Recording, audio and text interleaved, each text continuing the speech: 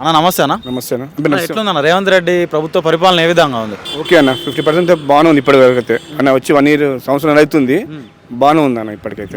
అంటే పథకాలు అమలు చేస్తున్న విధానం ఎట్లా అనిపిస్తుంది మీకు? పథకాలు అన్నీ అమలు అవుతున్నాయి అనిపిస్తుంది? మాకు ఆర్టీసీలో మా మిస్సెస్కి ఫ్రీ వస్తుంది, కరెంట్ బిల్ ఓకే. నేను 1 year నుంచి బిల్ కట్టలేదు ఇంతవరకు, అది ఓకే.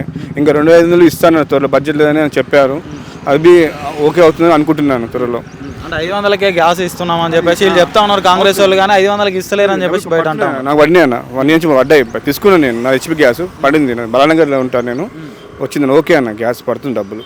ఇప్పుడు ప్రధానంగా రేవంత్ రెడ్డికి ఓట్లు వేయడానికి కారణం ఏంటంటే ఈ ముసలి వాళ్ళకి 2000 ఉన్న పెన్షన్ 4000 చేస్తా అన్నాడు, 4000 ఉన్న పెన్షన్ 6000 చేస్తా అన్నాడు కదా. సో అవి చేస్తా అని చెప్పేసి మాట తప్పిండు రేవంత్ రెడ్డి అని చెప్పేసి బయట అంటా ఉన్నారు. మరి దీని గురించి ఏం చెప్పి? ఆయన బడ్జెట్ లేదని ఆపేయండి, మొన్న ఛాన్స్ చెప్పారు, మన మీడియా సమస్య చెప్పారు కదా, నా తెలంగాణ ప్రభుత్వం బడ్జెట్ లేదని అప్పు అయిందని చెప్పాడు. నేను త్వరలో దాని మీద చేస్తా అని చెప్పాడు అన్న. అవుతుందని నేను ఆశిస్తున్నాను, చేయాలని అందరు మహిళలకి చేయాలని. మా డాడీ ఇట్లా ఫంక్షన్ దారుడే అనేది రావట్లేదు, బాధపడుతున్నాడు, కానీ అవుతుందని నేను ఆశిస్తున్నాను. 4000 కావాలని రేవంత్ రెడ్డి పుణ్యంలో అవుతుందని అనుకుంటున్నాను నేను. ఇట్లా సంపద సృష్టించే పథకాలు అనేవి అమలు చేయాలి, కానీ రేవంత్ రెడ్డి మరి ఏం చేస్తా ఉన్నారు? కంపెనీలు వస్తుందని చెప్పాడు, మన బయట దేశంకి వెళ్ళాడు కదా, వచ్చే అవకాశం ఉందని చెప్పాడు. జైరాబాద్లో మన కంపెనీ వస్తుందని చెప్పాడు, అయ్యే అవకాశం ఉందని నేను అనుకుంటున్నాను.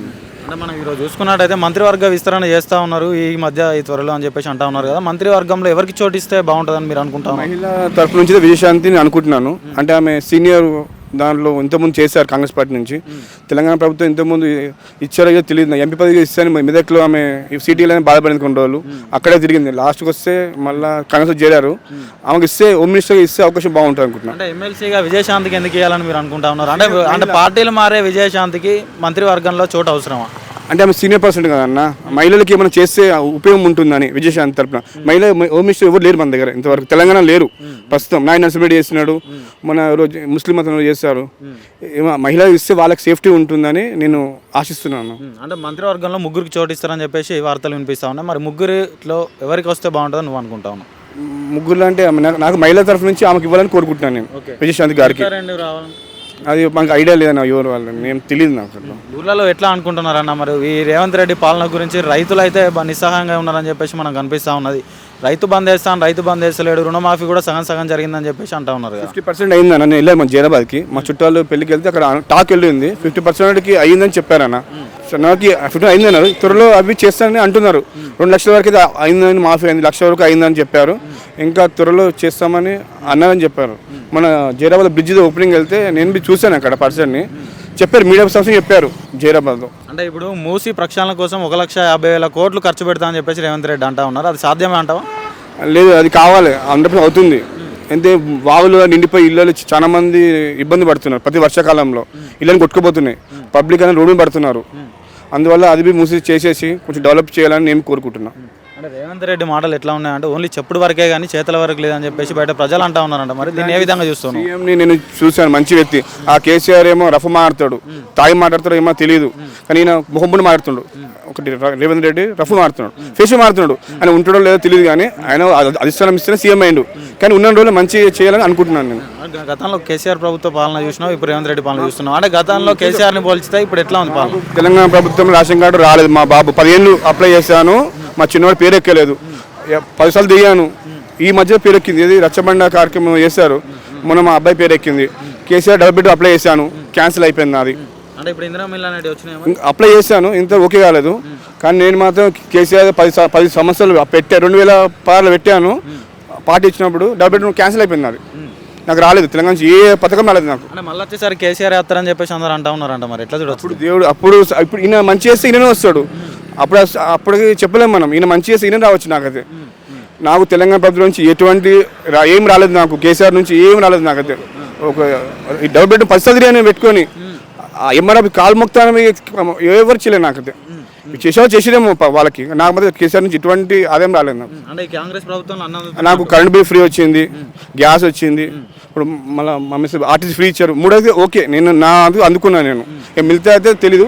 ఊళ్ళైతే మీ లోన్లు వస్తున్నాయని చెప్పారు చాలా మంది, అలా అందరూ రావాలనుకుంటున్నాను నేను. ఇట్లా రేవంత్ రెడ్డి గారిని చెప్పాలనుకుంటే ఏం చెప్తావు? ఆయన మంచిగా చేయాలి, మా గరీబులని ఆదుకోవాలి, అందరూ సాయం చేయాలని కోరుకుంటున్నాను. ఆయన మంచిగా ఉండాలి సీఎంగా. ఎట్లుంది రేవంత్ అన్న పాలన, ఎట్లున్నది? మంచిగా పర్వాలేదు. కొంచెం ఆడవాళ్ళకి మంచిగా ఫ్రీ బస్సు పెట్టిండు, నెల 2500 ఇస్తున్నా అంటుండు. మరి ఇస్తుండా? ఇస్తాడు. ఇస్తలేడు 500కే ఫ్రీ గ్యాస్ ఇస్తున్నా అంటున్నాడు. మా పింఛన్కి వస్తుంది అంతే. మా పింఛన్ 2000 వస్తుంది అప్పటి నుంచే. అవే వస్తున్నాయి, ఇంకేం వస్తలేవు మాకు. ఫ్రీ బస్ పథకం ఎట్లున్నదమ్మా? ఫ్రీ బస్సు పర్వాలేదు కానీ కొంచెం గొడవలు అవుతున్నాయి అంతే. అంటే గొడవలు దేనికి అవుతున్నాయి? అదే సీట్ల గురించి. ఈ ఫ్రీ బస్ పెట్టిన కాడ నుంచి ఎందుకు పెట్టిండు దేవుడా అనిపిస్తుంది మాకు. ఎందుకు పెట్టింది దేవుడు అనిపిస్తుంది. మంచిగానే ఉంది అంటున్నావు మరి. మంచిగా పర్వాలేదు, కొంచెం పర్వాలేదు కానీ ఇక కొంచెం అట్లట్లున్నది కొంచెం. అంటే ఫ్రీ బస్ పెట్టిన కాడ నుంచి బస్సులు తక్కువ చేసిండు రేవంత్ రెడ్డి అంటున్నావు మరి, నిజానా?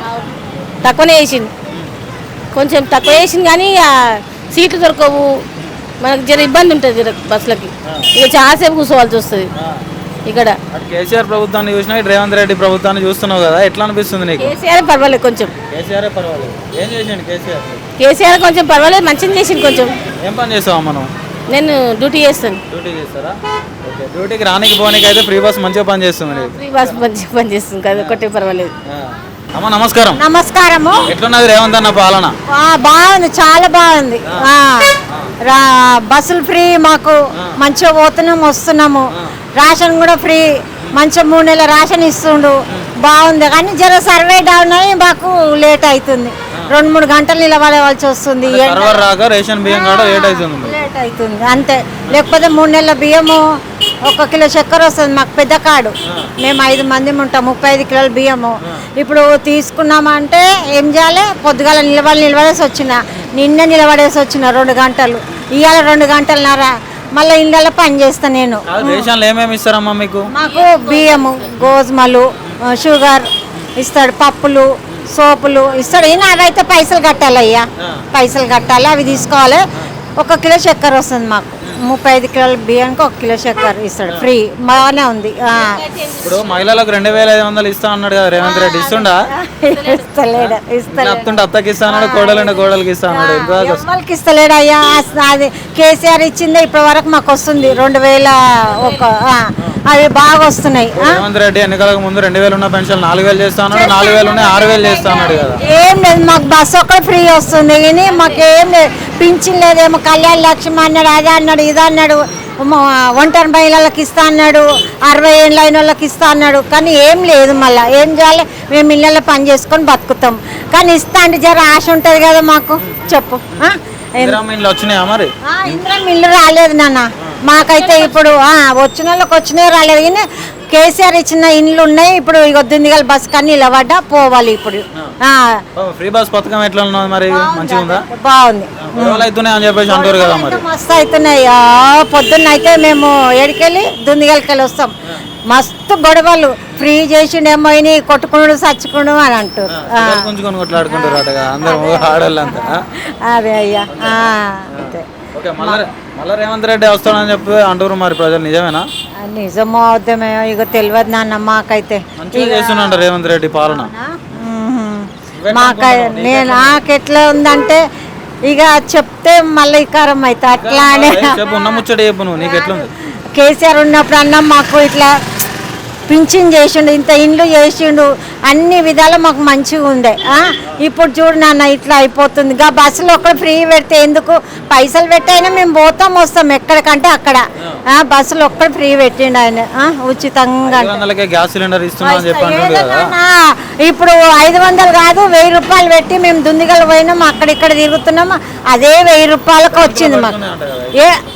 ఎక్కడ పడ్డా అయ్యా, మేము మొన్ననే పోయినాము, పోయి చూసినాం, పర్లేదు అస్సలు పర్లేదు.